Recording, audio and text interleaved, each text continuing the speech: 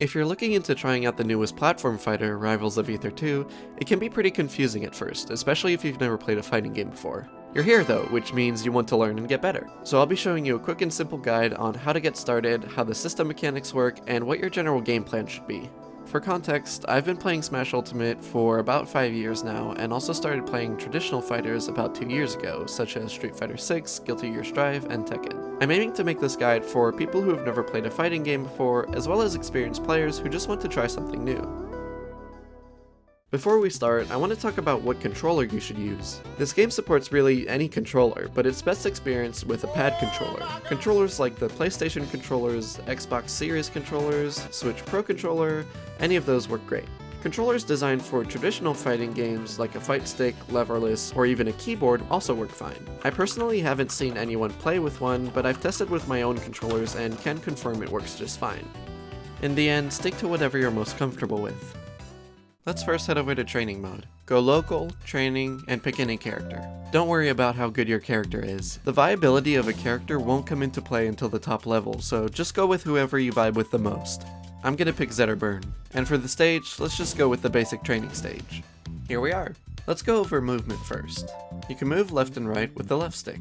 If you want to use the D-pad, or if your controller only uses a D-pad, you'll want to turn on this setting in the controls, D-pad movement. This will allow you to move using both the D-pad and the left stick.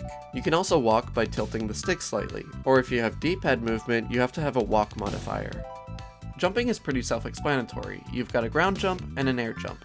In the current version of the game, Raster is the only character with more than one jump in the air. You can perform an air jump anytime you're in the air. To get your air jump back, you'll want to either land on a solid surface or grab the ledge, which we'll also cover later.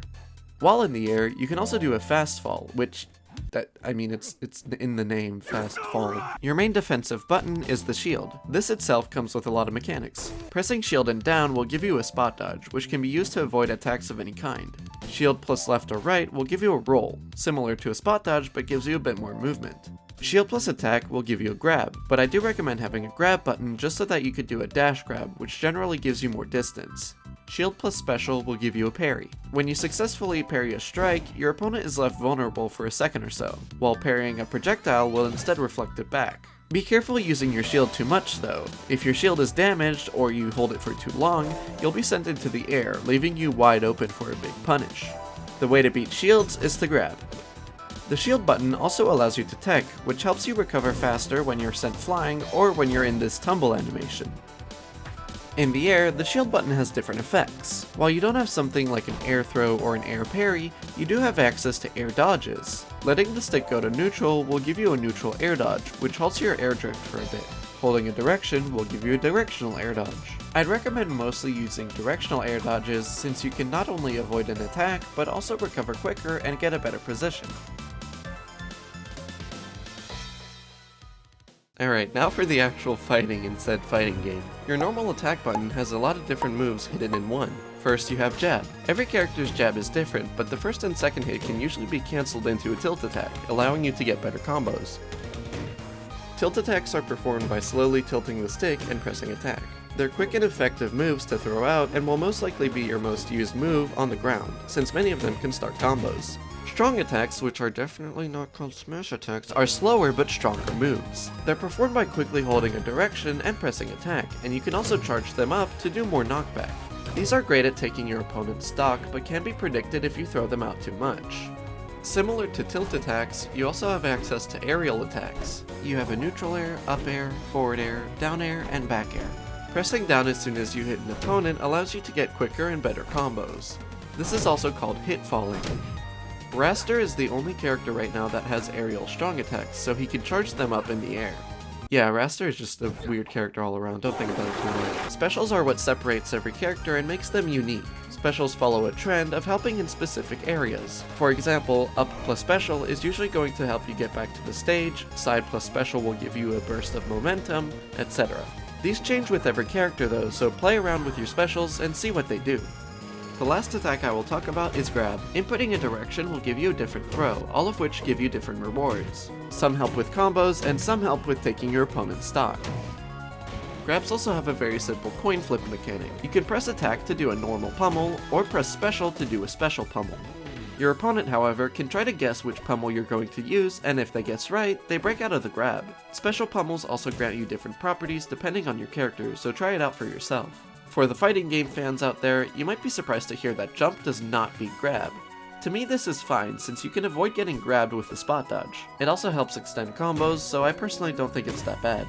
Bonus segment is not a control, but a game mechanic, because I didn't really know where to fit it in this tutorial. When you grab the ledge, you get a brief moment of invincibility, as well as when you get off the ledge. It's important to note that only one person can grab the ledge at a time. A ledge hog is an easy and simple way to take your opponent's stock.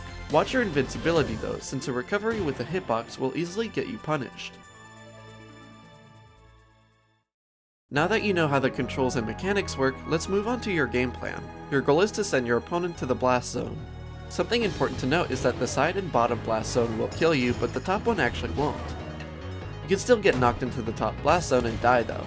When getting hit, you can influence where you're sent by holding a direction. This is called directional influence, or DI for short.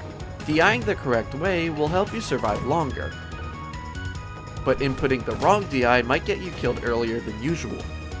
If you've tried ranked mode already, then you've come across this stage striking rule. Unlike traditional fighting games where you just fight on a flat surface, platform fighters take stages a lot more seriously, since some characters can benefit greatly from different stages. Say your character does well keeping your opponent at a distance. In this case, you want to stick to longer stages that will allow you to execute your game plan more effectively. Or say your character has an exploitable recovery. In this case, you'll probably want a stage where you have easy access to walls. Stage striking is just a way to help you feel more comfortable in a match, so if you're struggling to pick a stage or ban stages, just go with whatever you're comfortable with. You'll gradually learn what certain characters benefit from, and more importantly, what you benefit from. If you watch any competitive match of this game, you'll probably see both players do this weird back and forth movement. This is a dash dance, and it's a simple way to make your approach more ambiguous. If you've tried this but have some difficulty, there might be a few issues. When you dash forward, you start with an initial dash, then enter a running state. You want to change your direction during the initial dash. Changing your direction during the running state gives you a slide. Despite sliding sounding bad at first, it does allow you to approach opponents with the back air. During the slide, simply input jump. Your back will be facing the opponent, giving you more options for approaching. One thing I highly recommend everyone practice is recovering back to the ledge. Go all the way off stage and just see how far your character can be out for. You'll most likely just use up special, but you can combine some specials together to recover from even farther. Some specials will put you in freefall where you can't really do anything. The way to deal with this is to do a wall jump. When you're hugging the wall, press jump and you'll get what is essentially another air jump. Now, if you've already played the game for a bit, you might have encountered this. Even though you hit the opponent, they didn't really go anywhere. This is called a crouch cancel, also known as floor hugging. It's done by simply holding down when you get hit. This mechanic might seem a bit unfair at first, but there is counterplay to it. The easiest way to deal with floor hugging is to grab. Another way to deal with floor hugging is to hit with a move that sends down. This animation gives you more time to punish an attempted crouch cancel. You can see crouch canceling the same as holding down back in a traditional fighting game, and hitting them with a move that sends down is similar to hitting someone with an overhead. I was originally planning on doing a small guide for every character in this video, but I decided not to because everything that I would want to say is already covered by the Rivals of Aether team with their Character 101 videos. I highly recommend looking through their videos even if you don't play a specific character. I'll leave a link to it in the description. I'll leave it here for today's guide, but stick around for a second, I want to say something. There's already so much to learn and understand from this video alone that I don't think it's necessary to delve into the deeper mechanics of this game. There's really just so many mechanics and little intricacies and optimizations that you can make that it would deserve its own video. I've never really done this before, but if this video has helped you out, then please consider leaving a like. I really had so much fun making this video and put my heart into it, so if you could show any sort of support, that would be amazing. I do also plan on making more fighting game content, so if you're interested in that, then maybe you can subscribe. Thank you so much for watching, and now go play some Rivals of Aether II.